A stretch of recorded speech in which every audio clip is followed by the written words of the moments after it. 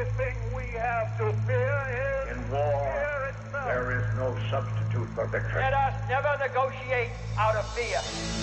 We stand undivided, forever united, fighting hand in hand for the liberty we burn, for glory and honor, for our sons and daughters, ever mindful of the lessons we've learned. Let the torch of freedom burn.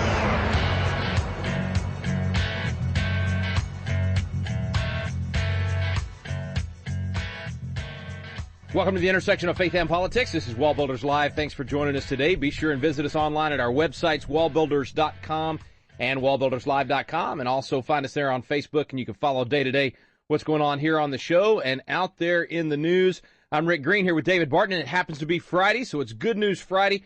We're going to talk about some of the things happening around the nation, some of the indicators. Sometimes we talk about polling. Sometimes we talk about legislation that's been passed or legal battles, all kinds of things happening out there. And there's a lot of good news. Sometimes it gets lost with a lot of the negative. David, I don't know how many people come up to me in the last couple of weekends doing live events around the country saying, love y'all's Good News Fridays. They really appreciate the encouragement, just knowing there's some great stuff happening out there.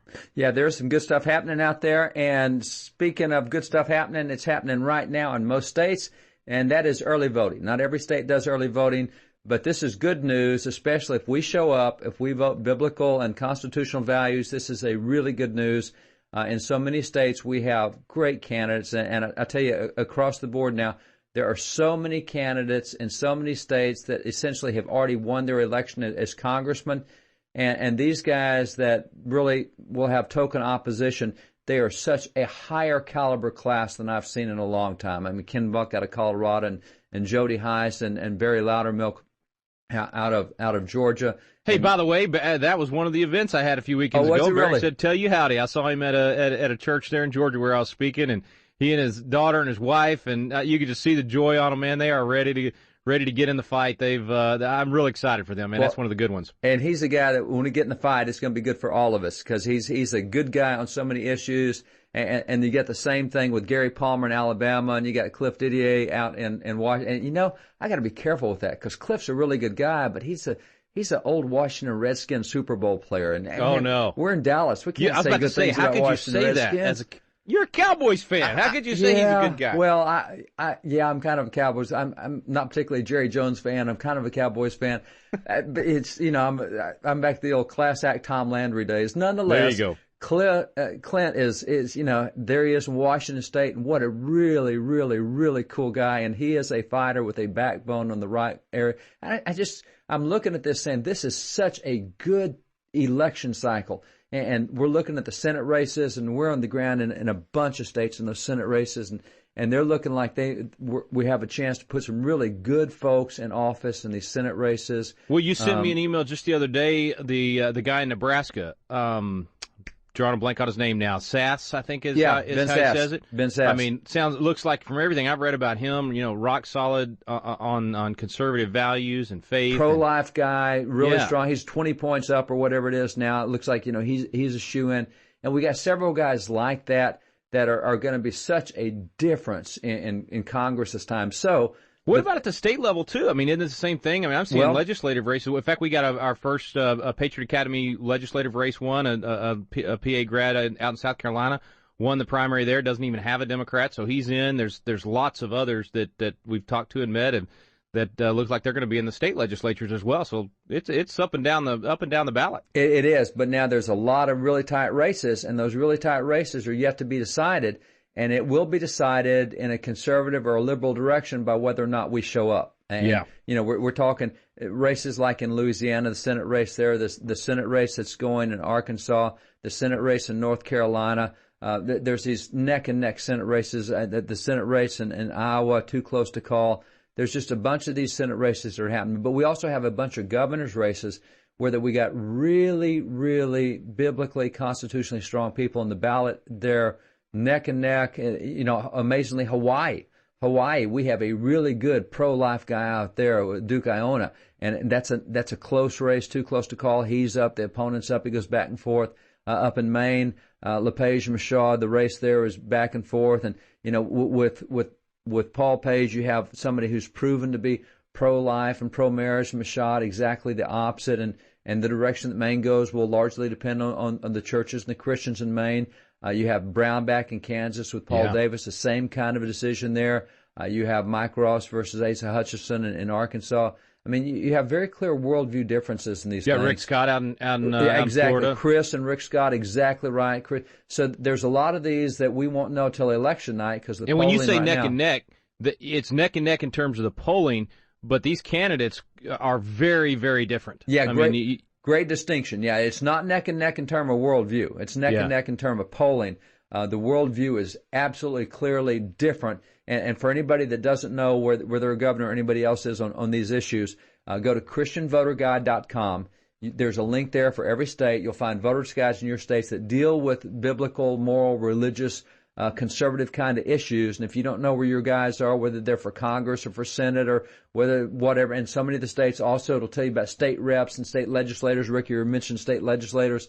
I mean, these are voters' guides that will give you this kind of guidance on a conservative, biblical, constitutional viewpoint for where these guys are. And you're right. So many of the states, the worldview is miles apart. They're polar opposites.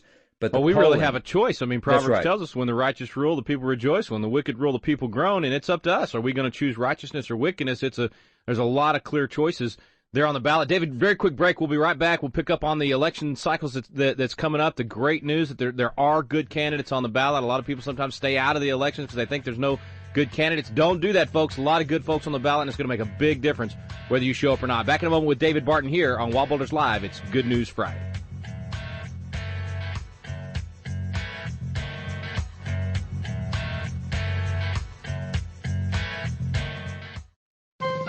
This is David Barton with another moment from America's history. Today, we heard that our founding fathers were largely atheists, agnostics, or deists. The writings of founding father Richard Henry Lee strongly refute that assertion. Richard Henry Lee was a signer of the Declaration of Independence, and he is specifically the man who made the motion in Congress that America separate from Great Britain. Following his death, his papers and correspondence, including numerous original handwritten letters from other prominent founding fathers, were passed on to his grandson. After having studied those letters, this was how the grandson described our founding fathers. He declared, "The wise and great men of those days were not ashamed publicly to confess the name of our blessed Lord and Savior, Jesus Christ. In behalf of the people, as their representatives and rulers, they acknowledged the sublime doctrine of His mediation." For more information on God's hand in American history, contact WallBuilders at 1-800-8-REBUILD. Let the torch of freedom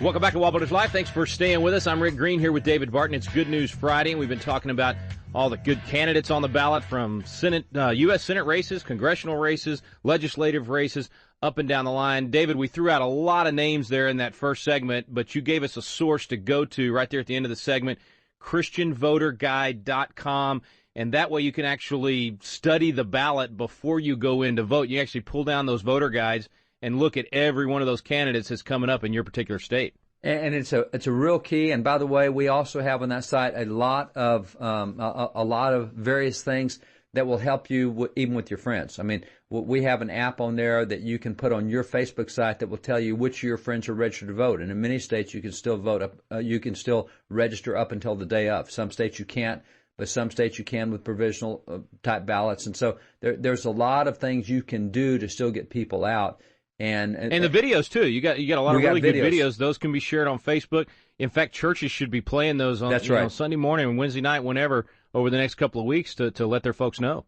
They're designed to be used in churches. They're designed for nonprofit. They've been approved by all the Supreme Court attorneys that do this on a regular basis.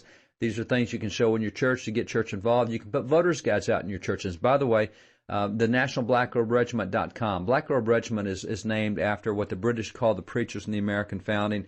They called them the Black Robe Regiment, and they blamed them for the American Revolution because these preachers were so involved in standing up for what was right. So there has been a resurrection of that kind of mentality in the church today.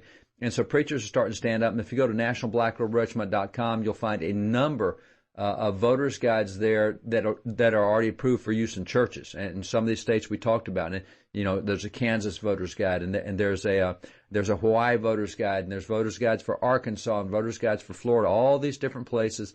And you can get that off Christian Voters Guide, but you can also go here, and they're already church ready. So all you have to do is print them and put them in your bulletins, or you can put it on your church website. Here's the link to this Voters Guide. And these are ones that have been specifically done in some key states. So there's a lot that can be done, which, really kind of leads us into another thing. Hey, David, sorry, one more thing on the site before we leave it. Also, just getting registered to vote. If they're not sure or they haven't, you've got a place on the site there where you can actually click to get registered to vote and get that card sent to you if your state requires that. But there's for folks that you don't know, if you've never voted any of that, go to that website. It'll help you get all that done. Go ahead, bro. For some states, it's going to be too late to register. You have to be 30 days out. On a lot of states, you can register up until the day up. So you'll just have to find your state, but the help is there to get you registered, and they may tell you, I can't do it this year. You have to wait till next year. But nonetheless, the good news is that we have some real clear choices this year. We're not choosing between the bad and the worst. And a lot of times that's what we have. We have some real good choices between good and bad in this one.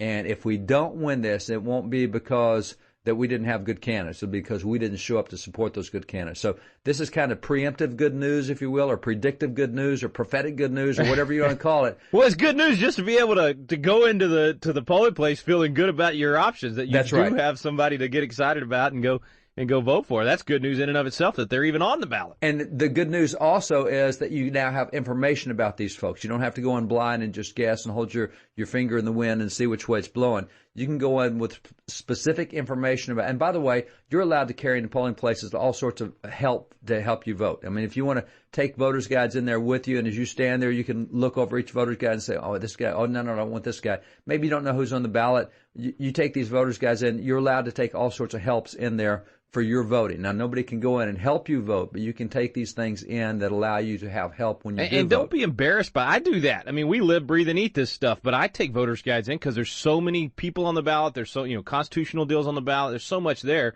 Take those tools in there. And in virtually every district in the United States, you can print a sample ballot. You can print for your district and see who's on from dog catcher through U.S. Senator. And when you go in, you know who you're going to be voting for, and you can pre-mark that ballot. And you say, well, I don't know about this guy running for the third place on the Judicial Court of Appeals. Well, that's all right. You call some of your friends so some of them do know, and you can find out that every name you're going to vote on. So there should be no surprises. So you can go to all the county and state and city websites, and you can print out sample ballots, and you can take those in with you already marked. And then all you have to do is say, I've already found the answers. I know who I'm voting for. And you just mark it over on the others as you do the real ballot. So there's a lot of resources you can take and use. One easy place to go to get so many different things, ChristianVoterGuide.com. That's where you can get to the National Black Robe Regiments, where you can get to the voter guides, all kinds of great links, videos that you can show in your church or send out to your friends on Facebook, all kinds of great links. Check it out at ChristianVoterGuide.com. We're going to take a quick break. We'll be right back with David Barton. It's Good News Friday here on WallBuilders Live.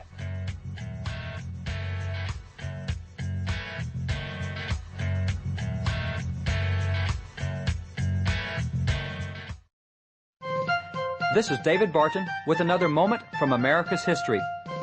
Crime is one of America's most serious problems today. Its effects reach not only the direct victims of its violence, but even those who have not been attacked. The concern for crime has not been limited to this century, however. Our founding fathers were also concerned about it. Yet the effects of crime unquestionably were much less in their generation. So what was their deterrent to crime? Signer of the Constitution James McHenry answered that question. He explained, "The Holy Scriptures can alone secure to society order and peace. In vain, without the Bible, we increase penal laws and draw protections around our institutions. Bibles are strong defenses. Where they abound, men cannot pursue wicked courses."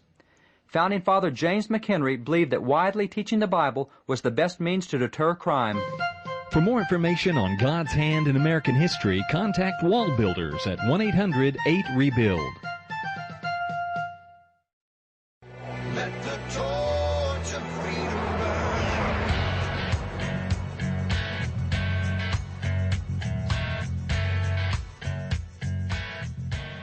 Welcome back to WallBuilders Live. Thanks for staying with us. It's Friday, which means it's Good News Friday, and we're talking about the good news that there's so many good folks on the ballot this year. You can get great resources there at ChristianVoterGuide.com.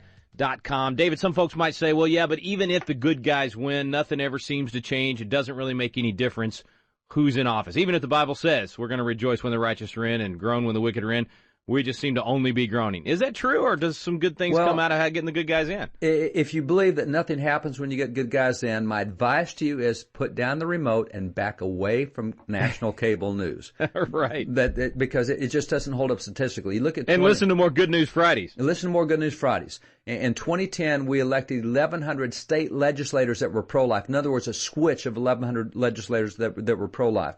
We moved in that direction in that election 2010.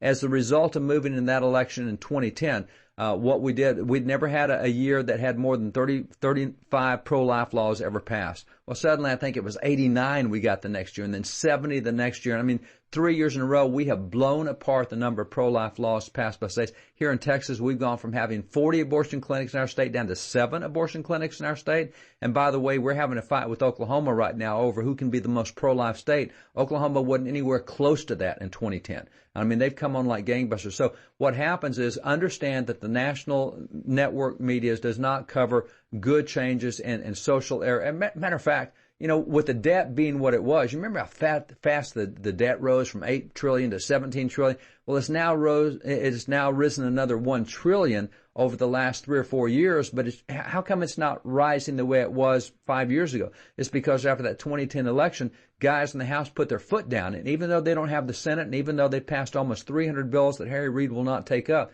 they have quit spending money. And so the spending levels are now down to what they were before Obama took office. And that's not because Obama's agreed with that. It's because those guys from 2010 put their foot down and said, well, we're just not giving you, we can't cut it. And so 2008 was still too high under President Bush. I mean, no question that was too high. But at least we're back down to that level. And so the debt is growing at a much, much, much slower rate. So that's good news. Even though we've only got one out of the 3 major lawmaking bodies in D.C., we don't have the President, we don't have the Senate. We do have the House. They have made a difference. They have passed 300 laws over there that Harry Reid won't take up. I mean, they have stopped Common Core. They have passed 41 repeals of Obamacare. They've done all this stuff. Just because Harry Reid doesn't pick it up doesn't mean that the guys we put there in 2010 weren't good guys that are fighting their hearts out in this stuff. And yeah, you've always got a few sellouts. And if you're going to look at the exception, not the rule, you'll always be discouraged. But you look at the guys we got there and what a huge difference it made. And that's what we can do this time. We have this evidence. Kind of opportunity. It's epic. Evidence that elections have consequences, that that it does make a difference one way or the other. If our folks will engage, if churches will turn out, if people of faith will go vote their values and make sure that those values get counted by showing up, it will have an impact. There's just no doubt about it. Sometimes it's an impact of just slowing down or making the really bad less bad. But sometimes it's completely reversing it, and we're seeing some of that now. But it's, you know, this is a great opportunity. Like you're saying, they've been able to slow down the bad with just that one side of the Capitol. Imagine if the Senate seats are won this year and you're able to have both sides in unison now trying to reverse a lot of these bad policies. We could really get some good things going. We could get a lot of good things going, and if that happens, they will also change the way that judges are being done right now, because Harry Reid changed that to where that it now takes a sheer majority, and it's always taken the 2/3 or the 3/5, the 3/5 of the Senate to do that. And so what has happened is in the last year and a half, they have stacked up these courts with Obama judges. And by the way, if you keep score on marriage, across the nation now, states, I was just in North Carolina, and a judge there struck down the marriage amendment that 60-something% of the state had passed, and up in Idaho, it was way up in the 70s. And a judge, and it's these brand new Obama judges largely that are coming on and striking this stuff down. And if people think that doesn't have an impact, you just said Idaho, that couple up in Idaho facing jail and fines and everything else, pastors, because they won't perform a homosexual marriage. But with that overturned now, people are going to be, we're going to see those kind of things happening. Pastors facing jail time because they follow the Bible in America? Are you kidding me? But that's where we are, and that's what's happened. And so if you don't think getting the Senate back, well, getting the House and Senate won't cause Obama to sign bills, no. But they can stop the process again, and they can slow that money down, and they can stop putting the kind of judges on the courts that are being crammed through right now by Harry Reid, and Republicans can't stop. So there's a lot that will change. We don't get the presidency this time, but man, we can make such a huge difference in the other direction. But again, This is good news only if we show up, because only this year, if we do it. We do have choices this year, and we've got good choices this year, and it will be good news, November the 5th, if we show up on 4th. One more break. When we come back, let's talk about what folks at home can do, what pastors can do in these final weeks to encourage their flock to do this. Are they allowed to speak out on these things? And if so, what are some good tools that they can have? Stay with us. Right back on WallBuilders Live.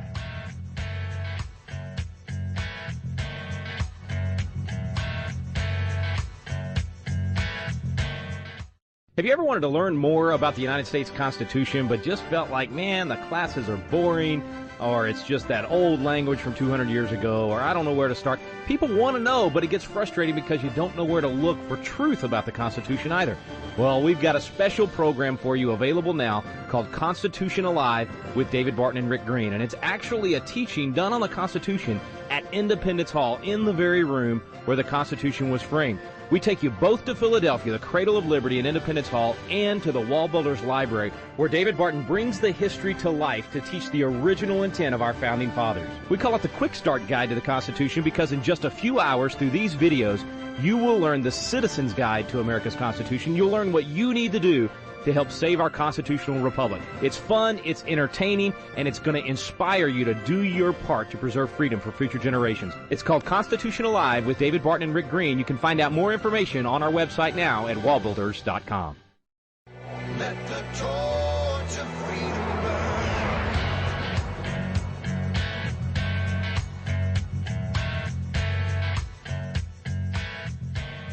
Welcome back to WallBuilders Live. It's Good News Friday. We've been talking about the candidates on the ballot coming up in the election here in just a matter of days. And the good news that you have some really good options, and it will make a difference in the long run. It will change things. What do we do between now and then, David? And, if I'm not a senator, I'm not a congressman, how can I make a difference? What if I'm a pastor? What can I do to make a difference? Well, interestingly, for a number of years now, we've had Pulpit Freedom Sunday, started several years ago by Alliance Defending Freedom. Back then, we were wanting to challenge the IRS. We have these lawsuits waiting, constitutional attorneys, Alliance Defending Freedom. And it's going to be easy to strike down what the IRS tries to do with churches. We've had several programs on this across the years, and way back then they got, I think, 33 or 34 pastors willing to talk about political issues in the upcoming election, and they turned all those pastors in the IRS, and the IRS wouldn't touch them. And then I think it went to 35, and then it went to 85 or whatever, and then went up to like 100, and then it went to 500. And so we had just a couple of weeks ago, we had a program with Jim Garlow on Pulpit Freedom Sunday, encouraging people to get their pastors to speak up on that Sunday. We also had Tony Perkins on talking about that. And so, there's been a push to do this. And the result was this year there were 1,800 pastors that stepped up on Sunday morning to talk about political things facing the country. And they're not talking. Now that's 1,800 that were in conjunction with this particular date. There are probably a ton of other ones that also did it that just weren't on that particular, email list and signed up on that deal. But anyway, thousands of pastors for sure that are speaking up. Go ahead. And let me tell you for sure, if you as a pastor don't have something political you can speak about on Sundays because you don't know what the news is and you don't know what the Bible says.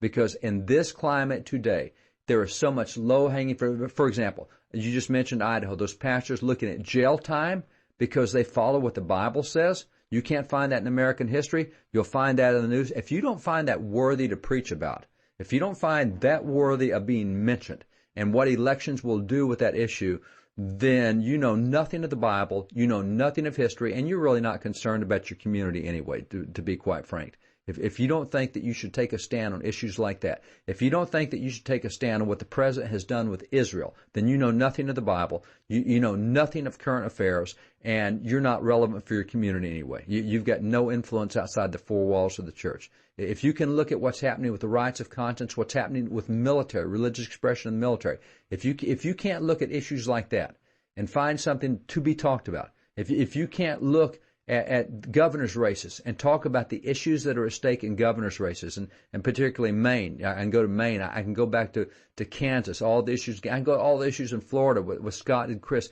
If you can't find a biblical worldview difference between the major issues you'll be living with for the next 4 years, then I don't know why in the world you think God called you to the ministry, because you're not a mouthpiece for His values. You're not a mouthpiece for what His Word says. And you are not a watchman on the wall to warn the sheep of the danger that's coming to the flock. And forgive me for being blunt, But that's just where we are. But we need to culture. be. We need to be. It's had such a huge impact. It's the reason that we're in the mess we're in because the church stepped out. Well, let me just. I mean, we got the Houston situation. Yeah. You have the mayor of Houston who has subpoenaed the pastors and 17 forms of communication from these churches because they want to see what they did in the petition drive. And by the way, under the IRS code, you're allowed to get involved in any issue you want to. Now, under the IRS code, you can't stand and endorse a Republican or Democrat, but in this transgender bathroom bill, you have every right. And so here the attorneys for the mayor are petitioning and subpoenaing sermons. We want to see what you said to your people about whether they should get involved in this petition drive, whether they should sign the petition on the transgender bill. We want to see your emails. We want to see your Facebook correspondence. We want to see your phone logs.